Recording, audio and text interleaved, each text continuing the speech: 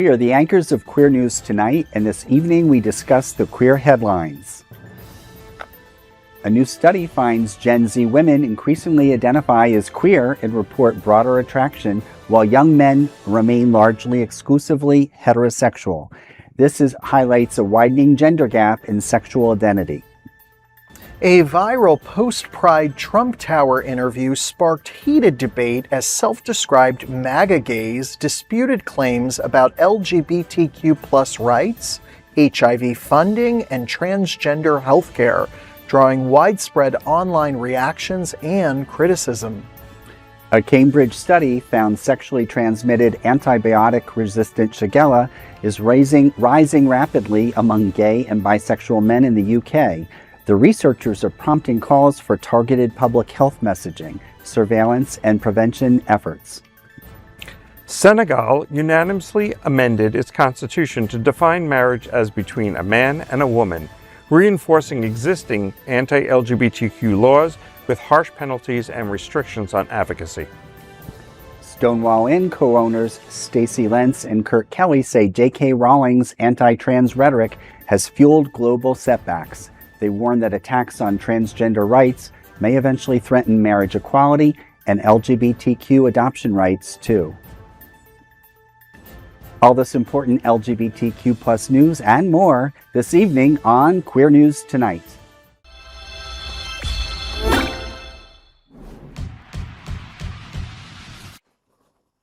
Welcome to Queer News Tonight. This is the world's first and only LGBTQ daily news television show, broadcasting live and available on demand on your favorite streaming channels.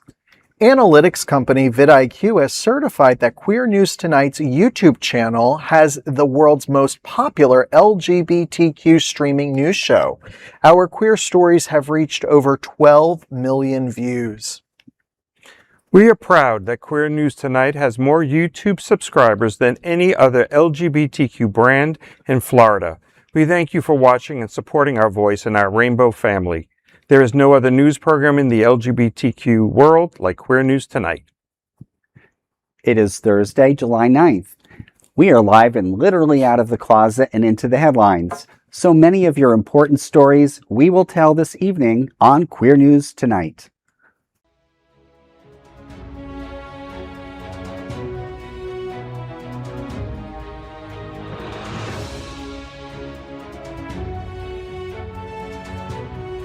You're watching Queer News Tonight, the world's first daily LGBTQ evening news show. Welcome to the world's most important LGBTQ evening news show. Happening Out Television Network is a nonprofit 501c3 media company in the same model as PBS and NPR, but created for the LGBTQ community. Our nonprofit mission is to support the 11 pillars of our community. We want to inform and educate on the key issues of lesbian, trans, Latino, Black, healthcare, seniors, students, faith, social justice, business, and queer culture. Help us support our diverse community. We are part of one of the largest LGBTQ nonprofit media companies in America. Hotspots Magazine, happening out South Florida. In 2026, our magazine is celebrating 41 years of the LGBTQ experience, and Queer News Tonight is celebrating our 5th anniversary with more than 14,000 LGBTQ television stories.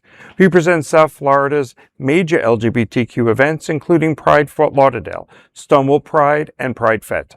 Our magazine events, television news, talk, and entertainment shows support our mission to educate the LGBTQ and broader community. In 2026, more than 100 community leaders will sit at this table and share their voice as our anchors. Together, we will host this show to support the LGBTQ community. Let's meet this evening's anchors at Queer News Tonight. Let's welcome anchor Brian Bender. He is an educator, community leader, and a strong voice in education, history, and public policy. He teaches in Broward County Public Schools, holds a bachelor's and master's degree in education and a postgraduate degree in leadership, and serves on the Fort Lauderdale Education Advisory Board.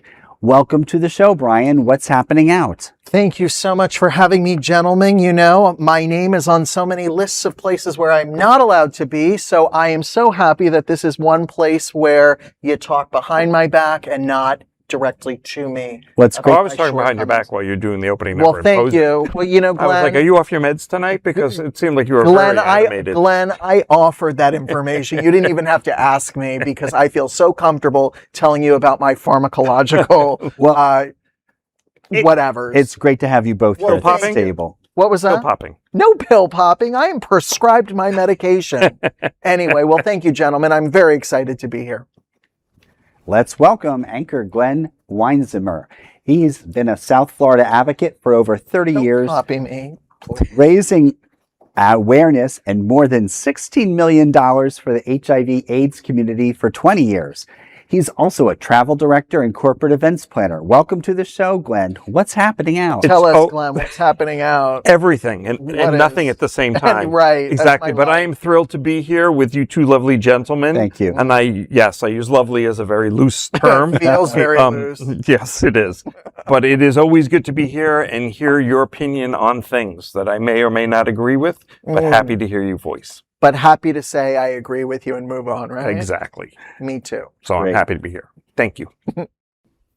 And of course, the shining star of tonight's ensemble. Let's welcome tonight's lead anchor, Larry Farver. Larry has over 20 years of experience in human resources, acting, film, radio, TV, live events, parade float design, production, casting, and taxidermying. He's also a board member of the West Side Association. Larry, Friends of the Wilton Manors Library Book Fair returns July 11th. Tell me, tell us, tell your friends what's happening out. Absolutely, Brian and Glenn. Book lovers are invited to the Friends of the Wilton Manors Library Book Fair on Saturday, July 11th from 8 to 2 p.m. at Hagen Park Community Center. With free parking available. Browse thousands of gently used books for all ages, including fiction, nonfiction, children's titles, and hidden literary gems. Every purchase helps support the independent Wilton Manors Public Library, making it easy to discover your next favorite read while giving back to the community. Admission is free and everyone is welcome. Learn more at friendsofthewiltonmanorslibrary.org. Well, as I've said in prior shows and, publicizing some of the events that the library does, it's funded by the city. So we're not part of the county system, which has its benefits because I think there's less censorship. And, certainly that's For now, until the hammer comes down from Tallahassee. Well, let's hope. But having attended, I'm also a big attendee at the flea market during the winter season. So they often have the book fair with that. But they have a lot of gently used books. Some of them look brand new. Every time you say gently used, I think that should be somebody's Grindr profile. How you doing? Gently used. Yes. What's going on? Gently used. Well, it's such a versatile, no pun intended. It's a very versatile descriptor. Well, there might even be some books on that, Brian. So okay, they very have good. a large assortment of LGBTQ plus titles. Okay. I think I've seen also CDs and DVDs and all So those. they don't fall under the state then, as far as That's my understanding. Yeah. That's And great. I think that's something that, we can't be political on the show, but certainly when you we go can out be as political as we want to be. We're here. We're queer. Okay. Get used to But, it. we encourage people to vote this fall, but it's Please important to preserve and, make sure that our local leaders keep that library going, because I think we have a gem, with it being more independent than being part of the county or under the DeSantis administration. And aren't some of the banned books that we had been talking about, for the last, however, it feels like a millennia that we've been talking about it, but are some of the banned books here in Florida going to be making a slightly used appearance at the book fair itself, or is that I don't know. You're not allowed to talk about? No, it's I have gone in the library though, and they've had previous displays in the center of the library, and I think one of the titles I might have mentioned off air, which blew my mind because it was one of my favorite books as a kid in second grade, was Charlotte's Web. Really? Which totally blew my mind. Well, right now in Florida, that's a completely inappropriate book, and students should not be reading it. I'm being sarcastic. But that's what our lawmakers believe. And, in their infinite wisdom, we have to keep up the tradition of these book fairs. And I'm glad that it doesn't have as much oversight from Tallahassee, because kids should be able to read Charlotte's Web. Mm-hmm. Queer News Tonight looks forward to seeing you at Friends of Wilton Manors Library Book Fair on July 11th. There is no other queer nonprofit media platform like this in the entire world. Support our LGBTQ stories by sharing them and subscribing to Queer News Tonight. I'm Larry Farver, and let's queer up the students and youth culture. Study finds more Gen Z women identifying as LGBTQ+, while young men show little change. A new study suggests that Gen Z women are increasingly moving away from exclusive heterosexuality and identifying as queer, while young men have shown little change over the past 15 years. Researchers from the Conversations Human Sexualities Research Lab analyzed responses from more than 10,000 public university students in New York State, collected between 2011 and 2026.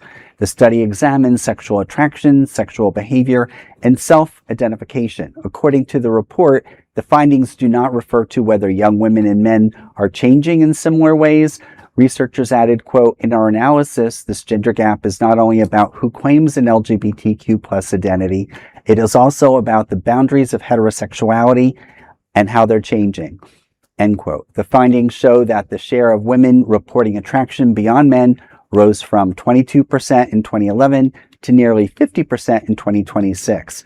During the same period, the percentage identifying as something other than heterosexual increased from 18% to 44%.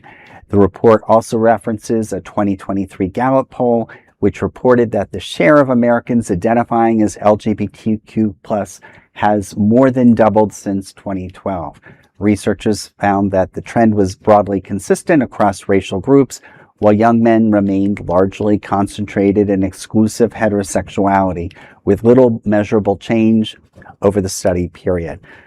Well, that's a fascinating study. Certainly I think women may be more likely to reveal their feelings. Now, you always want to look at surveys, though, and see, how they're done, who their focus group is.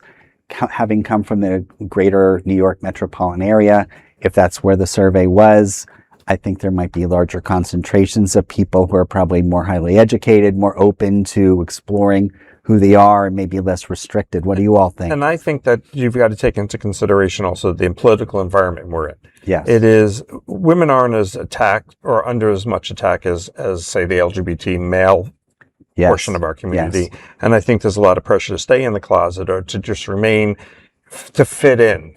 Women have always been closer and more, as women, just not making an assumption about all women, but are much more touchy-feely and more emotional. So it's easy for them to just hang with a girlfriend and have a great day and be considered, well, I'm open to LGBT. I'm open to being, more close to another woman than I think men, it's more still that butcher coming out of the football and it's like, hey man, it's like that slap on the ass, but it's all cool.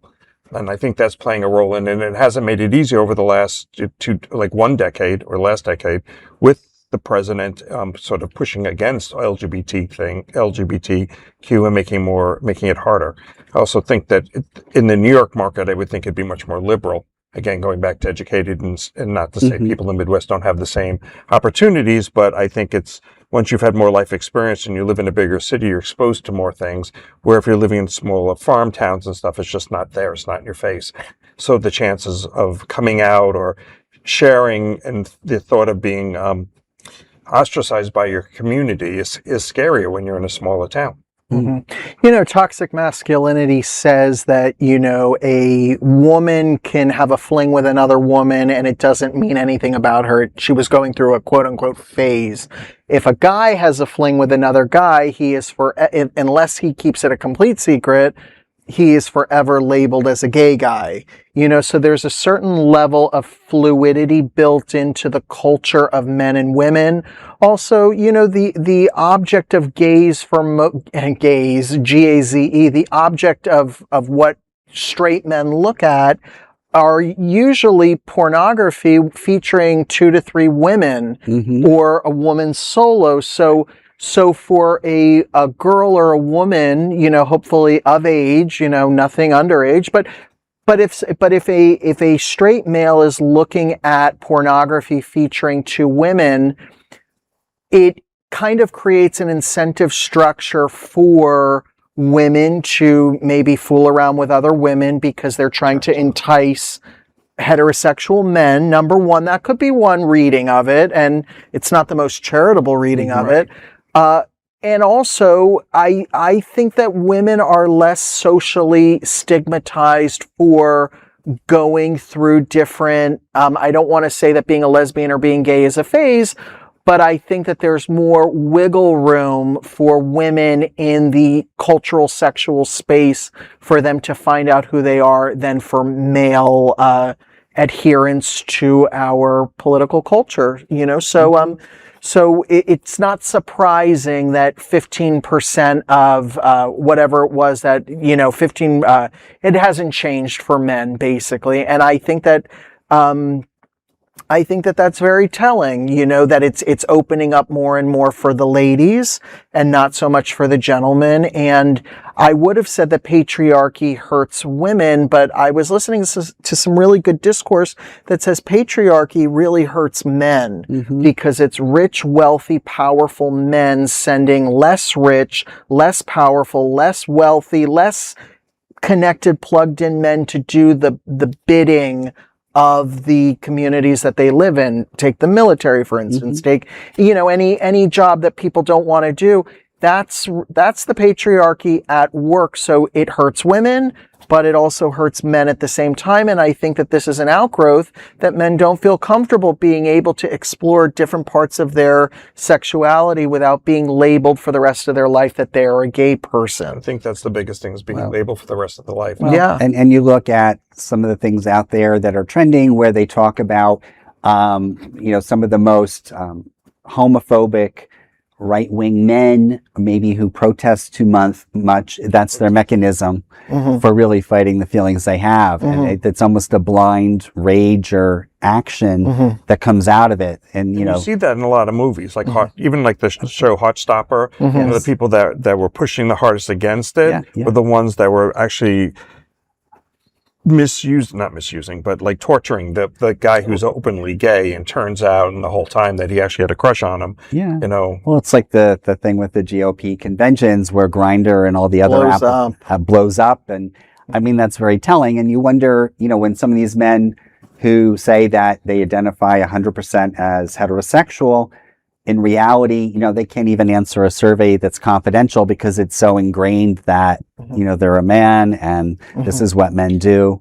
And you, having been an actor, I'm sure tap dancing is part of your routine. So when you're at an airport and you're just practicing in the stall by yourself, it annoys the hell out of people. Larry Craig had a wide stance. He had a wide stance. I do not believe he was doing anything nefarious. He was misunderstood. He was misunderstood, and he was frustrated tap dancer. He was just trying to help out his stallmate next to him, and they confused him. It confused me. So I just, you know, it's a wild world we're living in. As the kids say, they be wilding out there. And I think that, kids are saying they'd be wilding out there. Wilding. But the D is a little softer. Wilding. See. Yeah. Well, we could talk about this forever, I'm sure. We could. He needs a lot of help learning this. Oh my goodness. Yeah. We'll catch up. We'll catch him up. I'm Brian Bender, and let's queer up politics. Viral pride video sparks debate as gay Trump supporter defends the administration's LGBTQ policies. A viral Instagram reel filmed outside of Trump Tower in New York City after New York City Pride is drawing widespread attention for a tense exchange between journalist Walter Masterson, trans activist Lorelei Crean, and a group of self-described MAGA gays.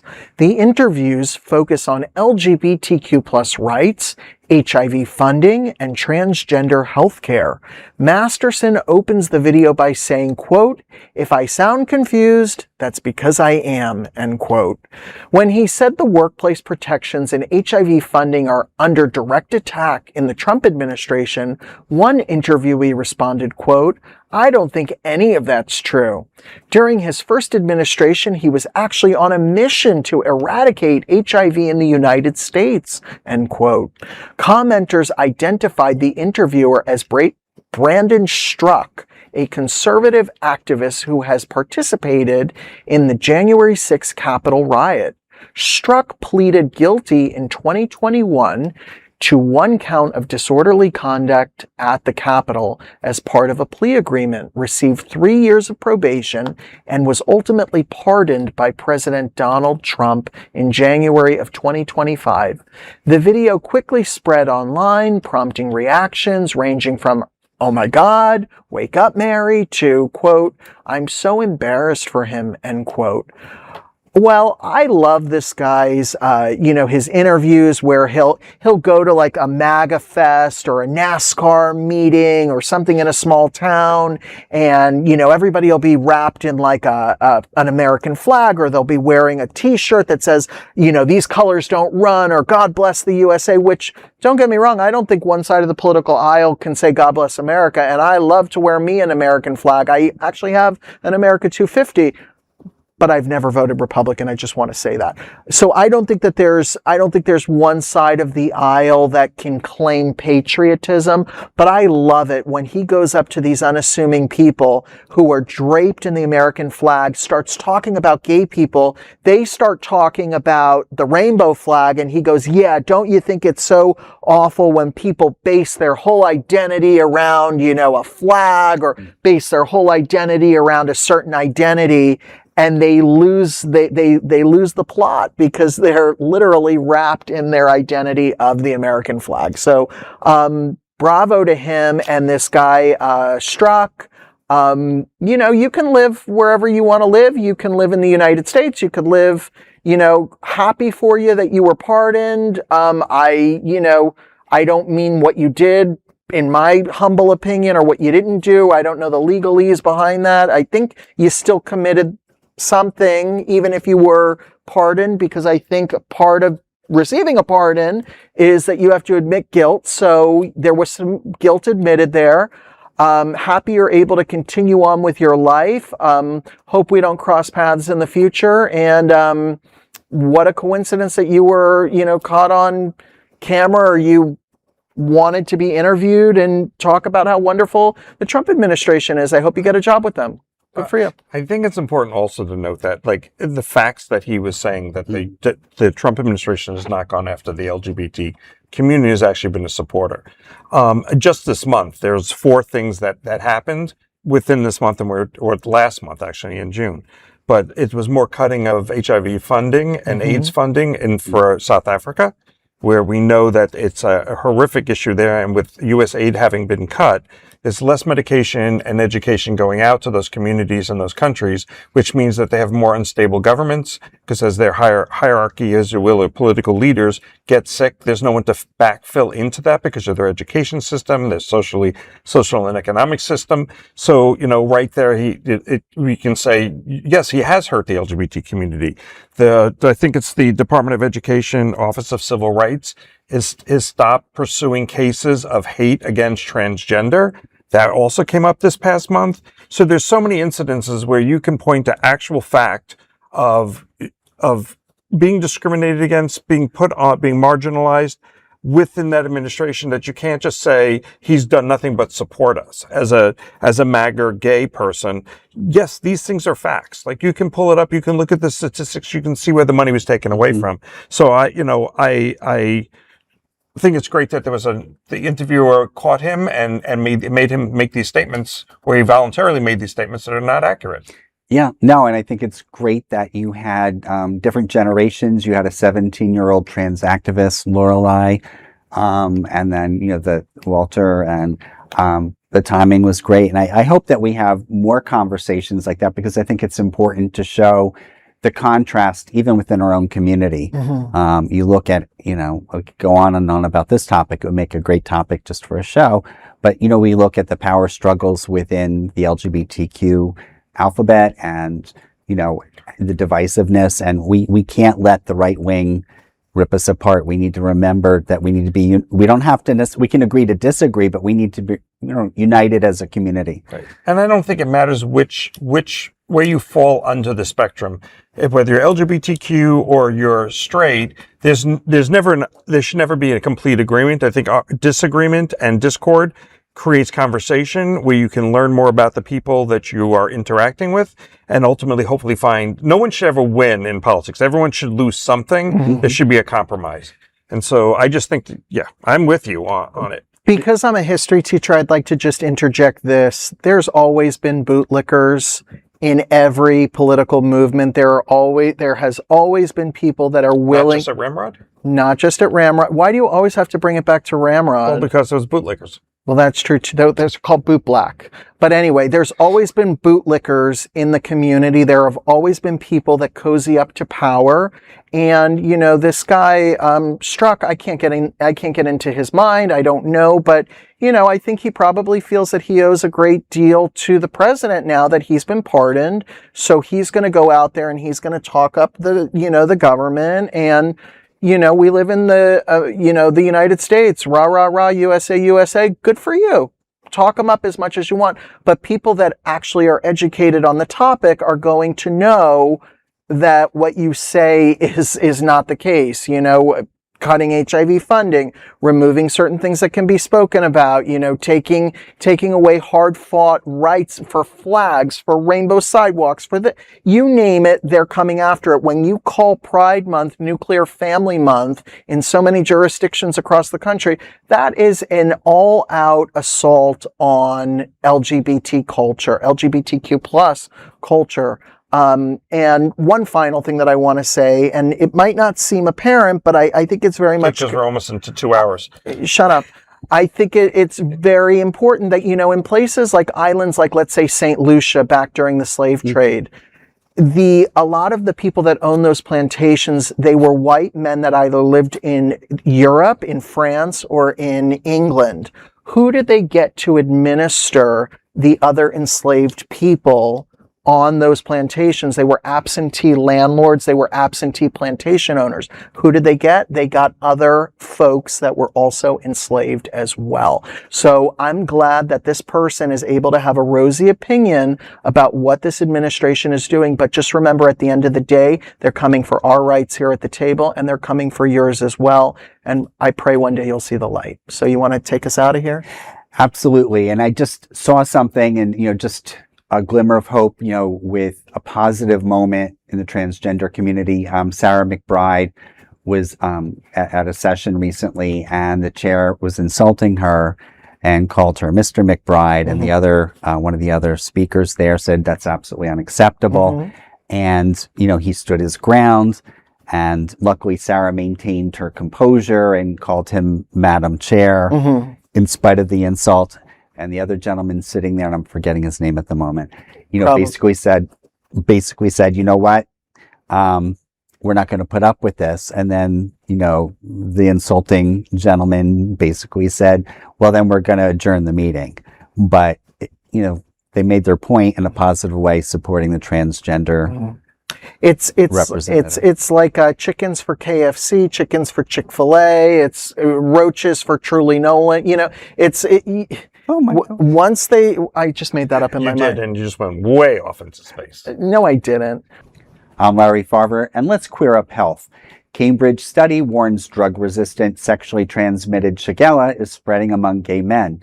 A new study from the University of Cambridge has found that sexually transmitted strains of Shigella, a bacterial infection that can cause severe or bloody diarrhea, are spreading rapidly among gay, bisexual, and other men who have sex with men in the UK, while becoming increasingly resistant to antibiotics. Published in the Lancet Infectious Diseases, the research found that sexually transmitted Shigella increased 15% faster each year than infections linked to food or travel. By the end of the study, more than 70% of sexually transmitted strains were resistant to at least one key antibiotic. UK health officials recorded over 2,500 cases last year that may have been linked to sexual contact. Professor Kate Baker senior author of the study, said, quote, "Many men who have sex with men are unaware of the serious and increasing risk posed by sexually transmitted Shigella. Sexually transmitted shigellosis needs to be treated as a distinct public health threat, requiring different surveillance, prevention, and treatment strategies," end quote. Researchers say that the findings highlight the need for targeted public health messaging, noting that standard advice on hand washing and food hygiene alone does not adequately address sexual transmission. Well, there's a lot to take away from that.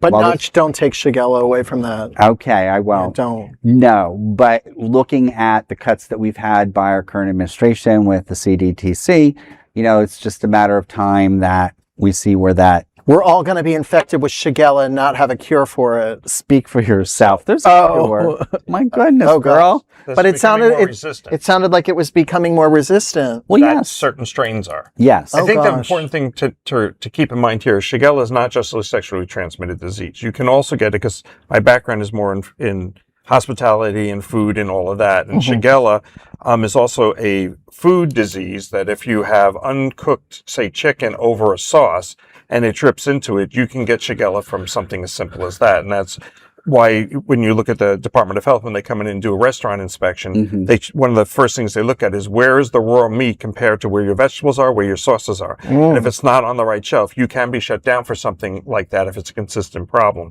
So, I won't mention the bar that I was at probably 20 years ago with a friend, and we both got Shigella from there. And I was in the hospital, and he called me and said, "Hey, what's going on?" It's a true story. And I said, "I haven't heard from you all week." And he goes, "Well, I've had Shigella." And I'm like, "I'm in the hospital for it." And we realized we had been to a local bar, and we had had an appetizer, and that was the only thing we had in common, and it was the sauce. Well, I mean, saucy. It was very saucy. Yeah, well, certainly education is, I think, the most important thing, and it's not to take away from people who, may be into certain activities. It's all about education. If you feel that you're sick, certainly please see your health provider. Certainly if you do get something, please see your medical provider right away. I know some places down in Miami that'll just give you a tapeworm if you want to lose weight. You shouldn't have to go out looking for Shigella just to, be dehydrated, have diarrhea and vomit. You can make it at home. You can make it at home. Exactly. Oh, is that trending? Okay. Well, if you need a tapeworm, they'll put it right in there and you lose some weight. I hear it's better than Ozempic, but it's just getting rid of that tapeworm after a while. I think I'll take Ozempic or Manjaro any day. My insurance won't approve it. I don't have enough pre-existing conditions. Anyway, some special put it over. Please help me with Brian, that. let's not go back to the leeches of yesteryear. Okay. I know you're a history buff. Okay. All right. I'm Glen Weinzimer, and let's corrupt the worldview. Senegal Constitution now explicitly bans same-sex marriage after unanimous assembly vote. Senegal's National Assembly has unanimously approved a constitutional amendment defining marriage exclusively as a union between a man and a woman. This has led to formally ban same-sex marriage in the country. The amendment passed with all 129 lawmakers voting in favor and none opposed. While same-sex marriage had never been legal in Senegal, the Constitution previously described marriage more broadly, without specifying the genders of spouses. Senegal has criminalized same-sex sexual activity since 1965 under Article 319 of the Penal Code, which describes such conduct as unnatural acts. Earlier this year, lawmakers strengthened those laws by doubling the maximum prison sentence for same-sex relations to 10 years. The legislation also criminalizes advocacy for same-sex relations, carrying penalties of 3 to 7 years in prison. During debate on the penal code changes, one lawmaker declared, quote, "Homosexuals will no longer breathe in this country. Homosexuals will no longer have freedom of expression in this country," end quote. Reuters also reported that Imam Baba Karsila, a leader of Islamic and civil society organizations, has urged the president to sign the legislation quickly, saying, quote, "The longer it takes, the more complicated it will be, and these people, whom I consider a public danger, will continue to escape," end quote. This is so barbaric. And the thing is that this started in 1965 when they actually put it into the law. So all they're really doing right now is doubling down, bringing more attention to it, and making it more difficult for anybody who is not what they consider normal, based on the quote that was in the story. it's outrageous, but it doesn't surprise me, and nothing really has changed there except for the penalty time. People are born as we know. It's just the way you're born. You're either gay or you're not gay, or you're bi. But to just say by decree, no one can be something, they have to be something else, it just isn't the way the world works, unfortunately. And that's why you see such horrific behaviors against the LGBT community all around, like the Middle East and such, where they're hanging people in the middle of town square because they're LGBTQ.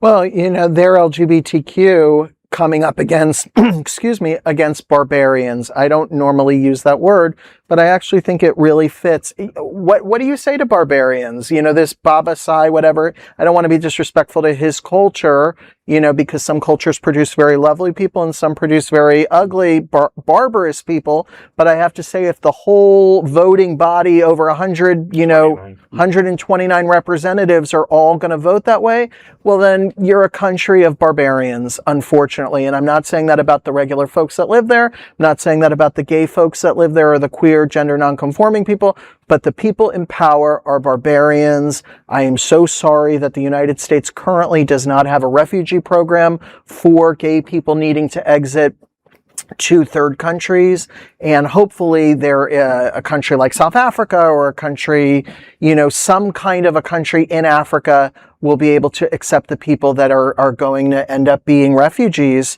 from this country. Like he said, this barbarian said flat out, these people are not going to be able to breathe in this country. I think that's not such a veiled threat that we're going to sign this law and that's going to give us impunity to start killing people. Well, barbarians, the whole lot of them. Well, and I think it's really important, especially as we have midterm elections coming up, and certainly in a couple of years, the presidential election after that, that we need to look at U.S. companies that have interests in countries like Senegal, and they do. Senegal has a lot of natural gas and offshore oil.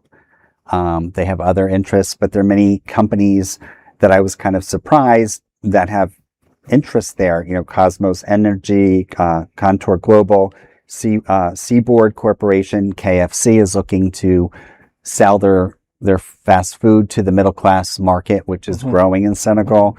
MasterCard, partnering with the U.S. government on digital financial inclusion initiatives. And there's a corporate council in Africa, the CCA, representing and really being like a olive branch to us companies seeking to do trade. And I think we need to have our leaders say enough is enough, because, who will step up to do that? Well, that's what we need to ask the politicians who are running. I think we need to have people put them under, if there's a debate, those are excellent questions. Hopefully they won't be censored out. But, our news people who are out there who have access to the candidates need to ask those hard questions. We as consumers, especially in the LGBTQ community, I think I read recently that it's several $1 trillion that are, make up the LGBTQ economic impact. Economic impact. Thank you. We're really in a conundrum here, because as the world has become more interconnected, we are more homogenized than ever. We take our cues from the internet, we take our cues from YouTube, social media, Instagram, TikTok, you name it. We're all connected. We all see the same things. But there's forces of civilization, and then there's forces of barbarism. Yes. And it's really, we're coming to a clash. People are doubling down, and it's going to really be up to the civilized countries of the world, Western Europe, even the United States, countries in South America. Even if you're a right-wing government, there are right-wing governments that don't persecute gay people. I mean, believe it or not, that is the case.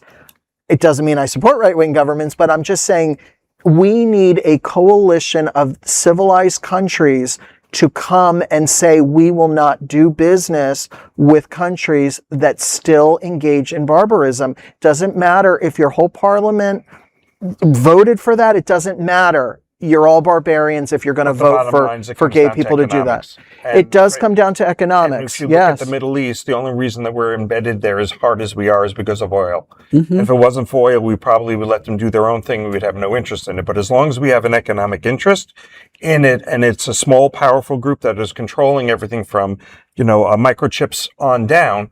All of that is going to affect if we need their naturalized we need their minerals, we need their whatever it is, whether it's copper or gold. Those things make a lot of what our world runs on right now. And without that, it's just the economic power. So yes, I think that we've had leaders from both parties in the past that have stepped up and said, if you want to do trade with us, because you're not a rich nation, then you need to do certain things. Unfortunately, we see that there's other economic influencers that don't always allow us, like what goes on in the Middle East, And then sometimes we also push the envelope. If you look at the Middle East and what we try to convince a lot of these countries to do with women and tell them to take off their burqas and stuff, certain things they have to do at their own pace. This has been going on for millennials, where women are covered up. And I don't think that women should be, but you can't overnight tell them if you want to do business with them, you need to change your culture, because that takes decades to do. You can push them in the right direction, but sometimes we also push so fast, so hard, that we end up in a situation like Iran or Iraq, where then they push back even harder with radicals running their countries, and we're back in this cycle. Well, I think it's unacceptable for Iran to have a nuclear weapon. So I don't think that it's exclusively just oil, although I do believe that's a huge part of it. But I think that it would be civilizationally changing for the planet if Iran had a nuclear weapon. I think it would be much worse than even North Korea having a nuclear weapon, because North Korea just wants to be left alone. Iran wants to dominate by proxies every other country in the Middle East. Lebanon is sick of them and they want them out of their country. Those Hezbollah fighters that are being funded by Iran. So not trying to get us on a tangent, but I do want to say that it's not always economic interest. Sometimes it is a clash of civilizations, and clearly... I wasn't arguing that what you said. Don't argue with me. You should know better. Okay, boy. You should know better. Yes. All right. I'm Brian Bender, and let's queer up the USA View. Stonewall Inn owners accuse J.K. Rowling of fueling global harm to LGBTQ plus community. The co-owners of New York City's historic Stonewall Inn say that author J.K. Rowling's public statements about transgender people have contributed to broader setbacks for queer rights around the world. Speaking to The National, Stacey Lentz and Kurt Kelly said, quote, "Even though she's based in Scotland, it's affected people globally. Now we've got to go back and educate people," end quote. The pair also said transgender people have become political fodder, arguing that they are increasingly being used to divide voters. Quote, "I would say the 1% you have to worry about are the billionaires that are making us all divided at the bottom of the pile.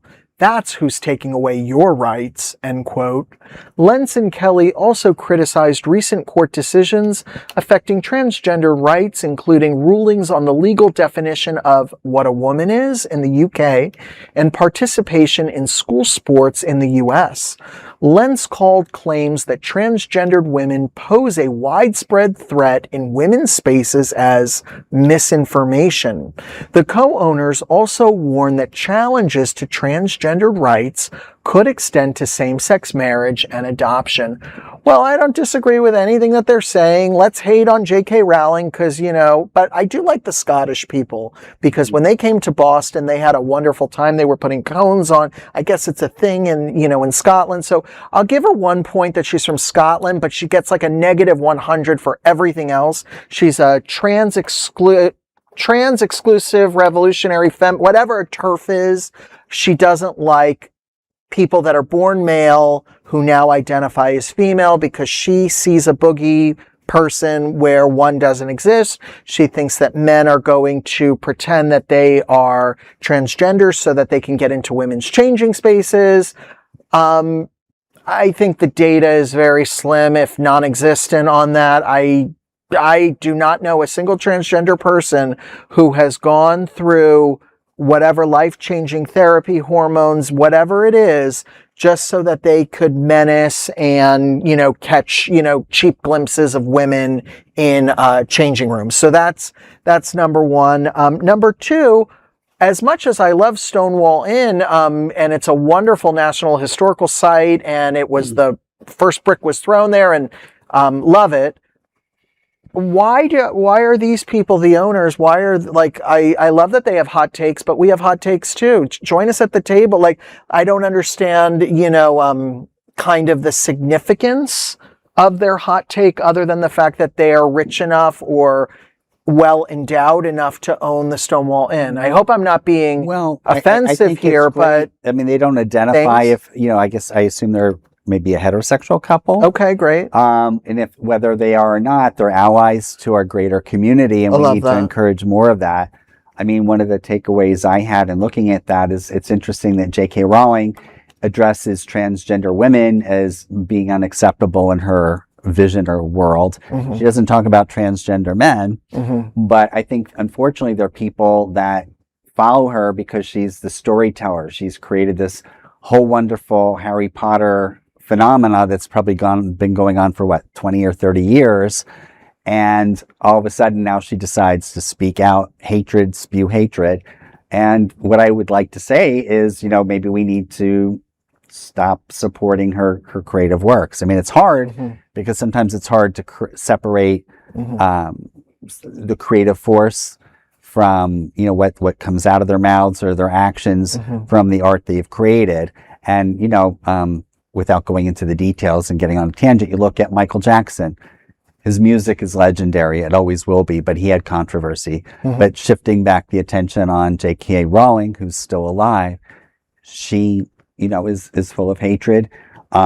She has a partnership, or I'm sure she has a strong interest with her Harry Potter land, which is affiliated with Universal Studios in Florida and in Orlando. Mm-hmm. So I have to say, I think we all need to make choices, and sometimes it's hard because you can't take away that what she created is a wonderful, wonderful phenomena in terms of the books and the movies. I thought it was shit. Okay. That's just my But at the end of the day, yeah. she's a bigot, and She's a bigot, and she feels threatened by people who are being their authentic self. So I'm just going to say it. She's afraid of the dick. That's what she's afraid of men. She thinks that people that are born biologically male transition to female because they want to dominate women and they want to take advantage of women. And I think she should, write a novel where she explores all these topics. Oh, I'm sorry, she did. She wrote a novel where she explored these topics. And guess who the murderer was in that book? It was a transgender female. It was a male to female in her book. And she cast that person in the fictional writing as the villain. So she's got a lot of work she needs to do in therapy. And, stay up there wherever you are and, tweet away and I'll block you. And you don't appear in my feed. The only time you appear is when I have to read about you on my teleprompter. 1 Minute News, let's queer up entertainment. Elton John returns to the stage with 2 Mexico City shows 3 years after his farewell tour. Elton John is returning to the stage 3 years after concluding his farewell Yellow Brick Road tour. The music icon announced 2 performances at the Norte Stadium in Mexico City on October 2nd and 3rd. In a social media message, John told fans, quote, "I was truly disappointed that the pandemic kept me from touring Latin America during my farewell tour, which makes this return especially meaningful. I'm thrilled to finally share this very special moment with my fans after all these years," end quote. The announcement comes after recent health challenges. He revealed in 2024 that he lost vision in one eye and had poor vision in the other. Well, I've always been a fan of Elton John since I was a little kid and turned on the radio. So he's always been a fan, and especially after he came out publicly, I think he's been a good role model. Certainly he's been one of the heroes in the war against AIDS. The list goes on. And so I'm glad. I wish I could go to Mexico City and see his concert. I've never seen him in concert, but I love his music. I admire his relationship with Princess Diana and what he's done with the Elton John AIDS Foundation has made such a significant impact internationally. I think he's amazing. And I'm glad he's back out there because I'm sure being home for 2 years, you kind of get a little bored when you're an entertainer and your whole life is on the big stage. Well, and I think it's positive too for all of us. I mean, we are very aware of our images as we age as gay men, women, and transgender people. And I'm not aging. Of course you're not, Brian. Still 12. That's right. But the point of what I'm saying is I give any entertainer, and we've had several of them, but looking at Elton, he's dealing with health battles, but he's still getting up on stage, and I'm sure he loves it. I'm sure it's certainly about the money. He has 2 children to raise, but he certainly is. Children are expensive. They are. That's why I never want any. Oh, you say that now. I should. What do you have to say, Mr. Brian? The way I've been trying to have children doesn't work that way. So, I mean, I won't have any children running around that I don't know about. So, yeah, that's all I have to say. All right. LGBTQ 1 Minute News. Let's queer up entertainment. Maren Morris and Cassadee Pope's kissing photo sparks fan speculation. Bisexual country singer Maren Morris has sparked widespread online speculation after appearing in a kissing photo with fellow singer Cassadee Pope on Instagram. Pope shared photos of the pair cuddling, and the second image showed the 2 kissing, with Pope adding, quote, "She won't go out with you because she's out with me, silly," end quote. The post quickly drew attention across social media, with fans sharing excited reactions. Morris came out as bisexual in 2024. However, neither singer has commented on the nature of their relationship. Love is love. Maybe they were part of that. We did a segment earlier in the show about, what is it? 49 to 50% of Gen Z or women are more fluid, bisexual, pansexual, whatever sexual, but they like the ladies, basically. So good on you that you like the ladies. I hope you got a lot of Insta clout, whatever they call it, and I hope it's a love story worthy of the 2 of you. LGBTQ 1 Minute News. Let's queer up students and youth culture. Lawsuit accuses Texas Tech of censoring LGBTQ+ and Black history lessons. A coalition of educators and advocacy groups has filed a federal lawsuit against the Texas Tech university system, alleging that it violated professors' free speech and due process rights by censoring classroom instruction on LGBTQ+ people, gender identity, sexual orientation, and anti-Black racism. The lawsuit challenges directives that require faculty to submit course materials for review and remove content deemed to violate the university's policies or face discipline or termination. According to the complaint, the restrictions have prevented professors from teaching topics ranging from homosexuality in Plato's Symposium to the Supreme Court's 1857 Dred Scott decision. Wow, that is some crazy stuff. Dred Scott, separate but equal, like these are foundational things that students should be learning. Plato's Symposium. I understand, if you're a public school and you live in a place like Florida and, this is Texas, so we're basically kissing cousins. You live in a place like that where in a public school, you need to have oversight from your principal or from some kind of curriculum specialist.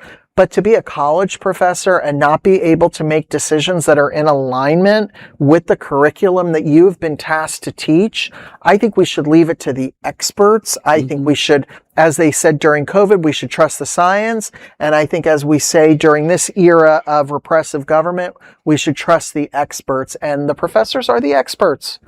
What say you, Glenn? What says I'd want to know how long this has been going on. Is this a recent development? And does it have to do with funding and the school having bent its ways in order to stay afloat? And therefore was pressured into putting some of these things into place, because it wasn't a story last year. It seems like it's a newer story where suddenly they're speaking out. I think if it had been earlier, they would have spoken out earlier.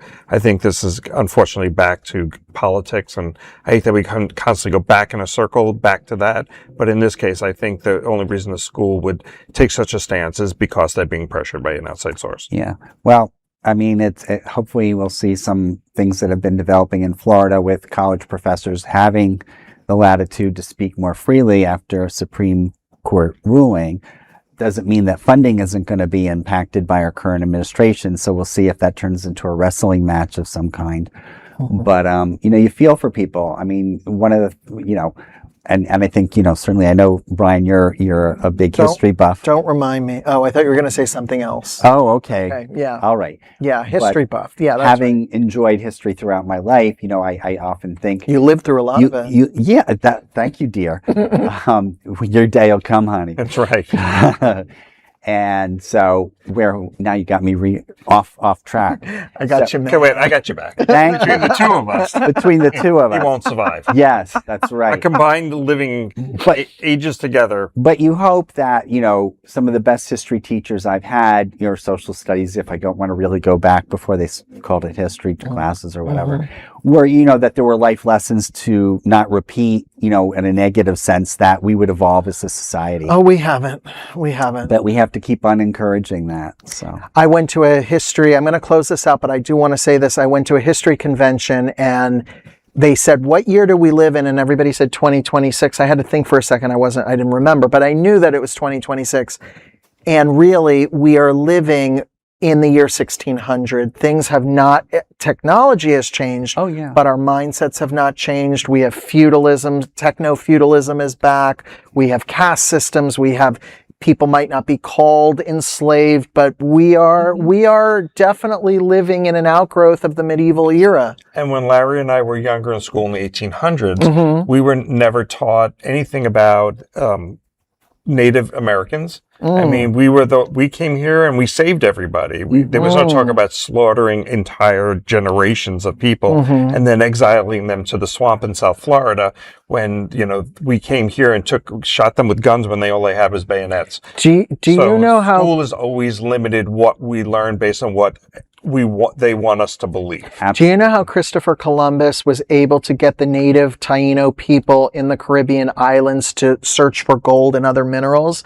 What he did was he would take non-combatants or the ones that were not working fast enough, and he would chop their hands off. And that would serve as a warning to everybody else. This is what we'll do to you. You better work faster. I've done that in some corporate meetings where I've decided someone needs to go down. Okay. Set an example, does what you want. All right. Well, we're going to have to decolonize that one. LGBTQ 1 minute news. Let's clear up South Florida and Florida. South Florida GOP candidate says you cannot be born gay, drawing backlash. House District 20 Republican congressional candidate Rod Joseph drew criticism after saying, quote, "You cannot be born gay. That's impossible biologically," end quote. He was talking during a South Florida Sun Sentinel editorial board interview. Joseph also claimed you never see a male giraffe that mates with a giraffe, end quote, and argued sexuality is a preference. In reality, scientific research has documented same-sex behavior in more than 1,500 animal species. Democratic candidate Elijah Manley, the only out LGBTQ candidate in the race, called Joseph's assertions unfounded and baseless, adding, quote, "Using science to push a bigoted, transphobic, homophobic agenda is shameful," end quote.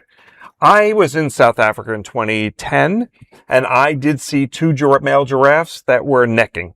And not because that's all they had to work with, but they were humping each other and having a good time. So his claim that giraffes, let alone any other species, does not have homosexuality of any sort is just an outward lie just by looking at nature and any documentaries and stories. So, I mean, he's so far out of it. You almost have to ignore what he has to say because it's crazy to say that people choose the sexuality. Well, that means he chose his. Is he a doctor? Where did he go to school for?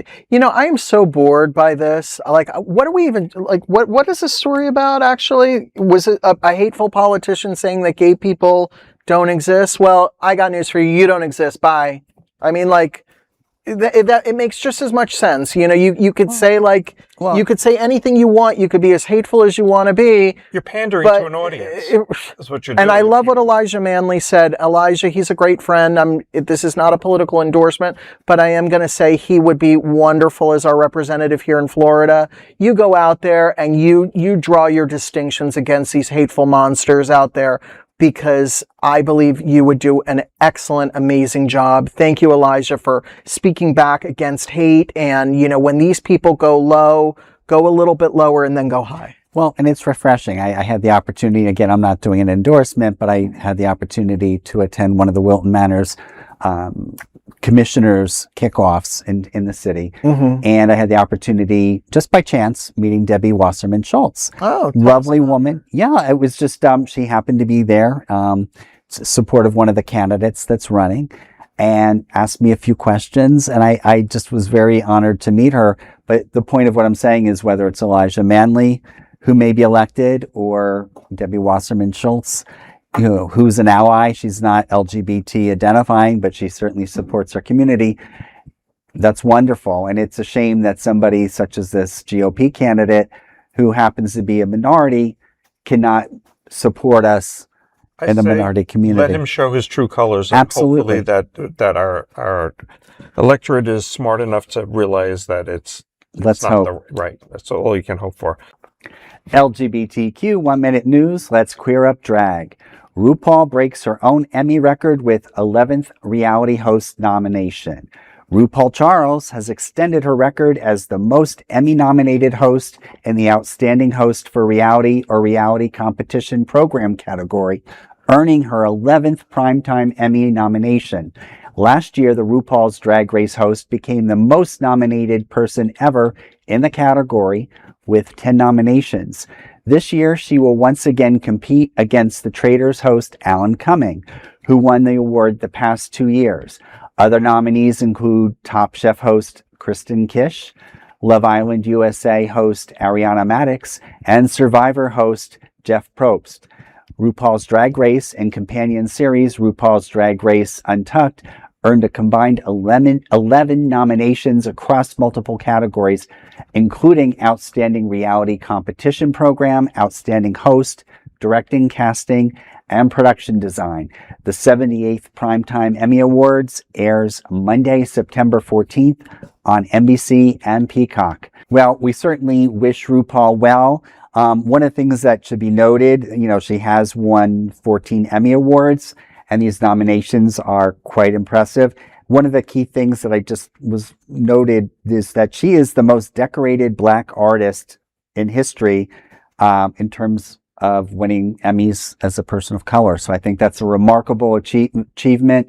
She not only represents the Black creative community, but the LGBT community and the greater drag community. And she forces people to have conversations that may be uncomfortable, because I know a lot of straight people and men that watch the show because they find it entertaining. Absolutely. So I think it helps broaden the another portion of what types of people we are, that we're everything. We're bankers and lawyers, and we're entertainers, and we're drag queens and everything else. So good for her, and to win in that many or to be nominated in 11 categories for this year alone is pretty impressive. Editing, styling, and all of that. I'm impressed. These are today's headlines from Queer News Tonight. Our anchors represent the best of our LGBTQ community and family. If our community is important to you, and it should be, damn it, share this news with your friends and family. Don't forget to join the conversation on your favorite streaming platform. Queer News Tonight is the only live LGBTQ digital television show in the entire world that is literally out of the closet and into the headlines. We need your support if our community is to grow and then thrive. We must be able to tell our stories and bring them to the attention of the broader world. This is the only place in the world that tells these types of LGBTQ stories in motion and sound. That is the passion of Hotspots Magazine, Happening Out Television Network, and Queer News Tonight. I'm your anchor, Larry Farver, and I thank you for joining us on behalf of my fellow LGBTQ anchors here at Queer News Tonight, Brian Bender, Glen Weinzimer. Weinzimer. You made me do that. I'm his lawyer. Good for you. We'll see you daily at 8 p.m. to our LGBTQ plus world. We wish you a good night.